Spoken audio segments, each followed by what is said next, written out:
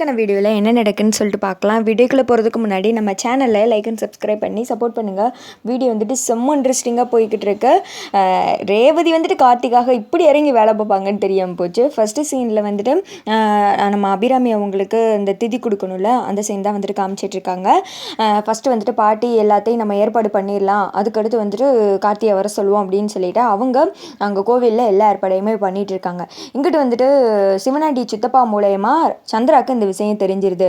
மகளே இந்த மாதிரி பண்ணிகிட்டு இருக்காங்க அப்படின்னு சொல்ல, நீங்கள் கொஞ்ச நேரம் மட்டும் அவங்கள பார்த்துக்கோங்க மாமா, நான் வந்துட்டு அக்காவை எப்படியாவது அந்த இடத்துக்கு கூப்பிட்டு வந்துடுறேன் அப்படி மட்டும். அக்கா அங்கே வந்து அந்த டிரைவர் பையில பார்த்துட்டான்னு வச்சுக்கோங்க, கண்டிப்பாக அவனால் தப்பிக்கலாம் முடியாது.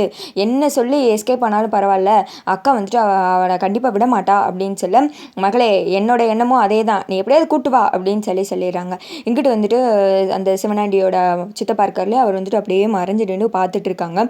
கார்த்தி வந்துட்டு அப்போ இன்னும் வரல, வீட்டில் தான் இருக்காங்க. இங்கிட்டு வந்துட்டு வீட்டில் சாமுடி சரி எங்கேயோ கிளம்பலான் இருக்காங்க. அப்போது கார்த்தி வந்துட்டு வர்றாங்க.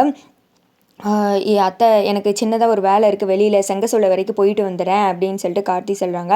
அப்படியே மாப்பிள்ள சரி நீங்கள் போயிட்டு வாங்க, நானும் வேணால் கூட வருவா அப்படின்னு சொல்லிட்டு கேட்குறாங்க. அதெல்லாம் இல்லைத்த, நானே போய்க்கிறேன் அப்படின்னு சொல்லிட்டு கார்த்தி அங்கேருந்து கிளம்ப சந்திரா ஒரு நிமிஷம் வந்துட்டு பார்க்குறாங்க. கார்த்தி சந்திரா வந்துட்டு அப்படியே ஒரு மாதிரி நக்கலாக சிரிச்சுக்கிட்டே பார்க்குறாங்க.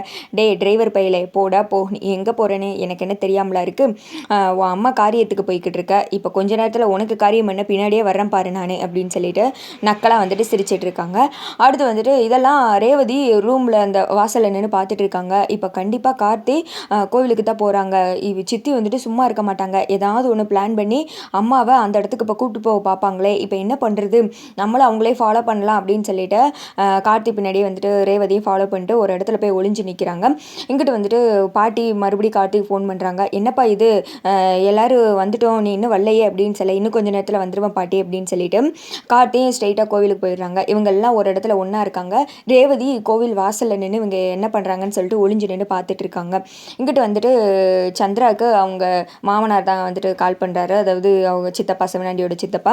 மகளே இங்கே எல்லோரும் வந்துட்டாங்க, நீ என்ன இன்னும் வரலையா அப்படின்னு சொல்ல, இன்னும் கொஞ்ச நேரத்தில் நான் அக்காவை கூப்பிட்டு அங்கே வந்துடுவேன் அப்படின்னு சொல்லிட்டு, அக்கா இப்போயாவது நான் சொல்கிறத நம்புக்கா, இன்றைக்கி வந்துட்டு நீ ஆதரவு வேணும்னு எப்போயுமே கேட்பேல, நான் அதை நான் காட்ட போகிறேன் அப்படின்னு சொல்ல, என்னடி லூஸ் மாதிரி பேசிக்கிட்டு இருக்கேன், உன்னை நம்பி வந்து நான் ஏமாறுறதா மிச்சம், இனிமேல் உன்னை நம்ப நான் வந்துட்டு தயாராக இல்லை, பேசாமல் வேலை போய் பாரு, எனக்கு நிறைய வேலை இருக்குது அப்படின்னு சொல்லிட்டு சாமுடி சரி சொல்கிறாங்க.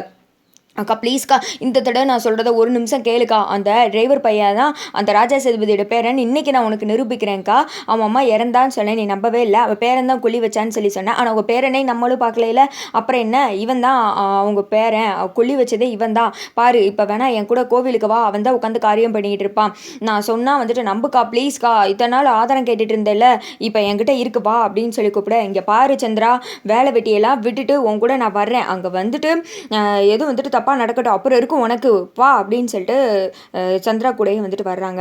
இங்கிட்டு வந்துட்டு காரிய ஏற்பாடெலாம் நடந்துட்டு இருக்கு. கார்த்தி வந்துட்டு அபிராமி அவங்க ஃபோட்டோவுக்கு வந்துட்டு அப்படியே காரியம் பண்ணிட்டு இருக்காங்க. அழுகலுக்கையாக வருது கார்த்திக்கு. சுற்றி நின்று பாட்டி அவங்க பையன் எல்லாமே உட்காந்து ஃபீல் பண்ணிட்டு இருக்காங்க. அதே சமயத்தில் ரேவதியும் வந்துட்டு அப்படியே வருத்தப்பட்டு பார்த்துட்டு இருக்காங்க. கோவில் முன்னாடி ஒரு கார் வந்து இறங்குது. பார்த்தா நம்ம சந்திராவும் சாமுண்டீஸ்வரியும் தான். அதை பார்த்தது ரேவதி ஷாக் ஆகிடுறாங்க. நான் நினச்சேன் சித்தி ஏதாவது ஒன்று பண்ணி இந்த இடத்துக்கு அம்மாவை கூப்பிட்டு வருவாங்கன்னு நினச்சேன். கார்த்தியை வந்துட்டு மாட்டி விடுறதுக்கு தான் சித்தி இந்த வேலை பார்த்துட்டு இருக்காங்க. சித்தி திருந்தவே மாட்டாங்க போல, ஏன் இப்படி கார்த்தியை மாட்டுறது கங்கணம் கட்டிக்கிட்டு அலையிறாங்கன்னு தெரியலையே. இப்போ ஏதாவது ஒன்று பண்ணி கார்த்தி இந்த ஆபத்துலேருந்து காப்பாற்றியே ஆகணும், இல்லாட்டினா அம்மா கண்ணில் சிக்கணும் அவ்வளோதான் அப்படின்னு சொல்லிட்டு விறுவிறுன்னு ரேவதி வந்துட்டு எங்கேயோ போகிறாங்க. அப்போ கார்த்திக்காக பயங்கரமாக ரேவதி வந்துட்டு ஒரு பிளான் போட்டாங்க. இங்கிட்டு வந்துட்டு கார்த்தியை தான் காமிச்சிட்டு இருக்காங்க. அந்த பிண்டத்தை எடுத்துகிட்டு போய் தண்ணியில் கரைக்கணும்னு சொல்லுவாங்க இல்லையா, அது வந்துட்டு கரைச்சிட்டு இருக்கா. ஸ்ட்ரெயிட்டாக சாமுண்டீஸ்வரி அந்த இடத்துக்கு வர்றாங்க. அதோட பார்த்தீங்கன்னா வீடியோ வந்துட்டு